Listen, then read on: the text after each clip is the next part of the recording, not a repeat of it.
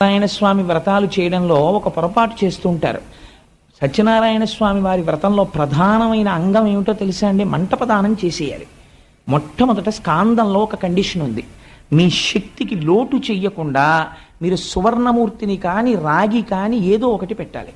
మనం ఎప్పుడు ఏం చేస్తామంటే ఒక కలశ పాత్ర పెట్టి ఒక సత్యనారాయణ స్వామి వారి ఫోటో తీసుకొచ్చి అక్కడ పెట్టి వ్రతం చేసేసి మంటప ప్రదానం చెయ్యమని ఆ బట్ట ఇలా ఎత్తమంటారు. ఆ తువ్వాలు ఎత్తి అందులో ఉన్న బియ్యము చెంబు ఆయనకి ఇచ్చేసి, ఇంకా కొంతమంది అయితే ఇంటికి వచ్చిన వాళ్ళు చూడాలని ఓ వెండి అష్టలక్ష్మి చెంబు పెడతారు.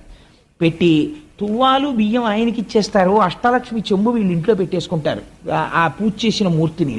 నువ్వు మంటపంలో మూర్తిని పెట్టి పూజ చేసి మంటపం దానం చేసేసిన తర్వాత మంటపాంతర్గతంగా ఉన్నటువంటి మూర్తిని కూడా నువ్వు దానం చేసేసావు. నువ్వు మళ్ళీ దానం చేశానని చెప్పిన దాన్ని తెచ్చి ఇంట్లో పెట్టుకుంటే నువ్వు వెంటనే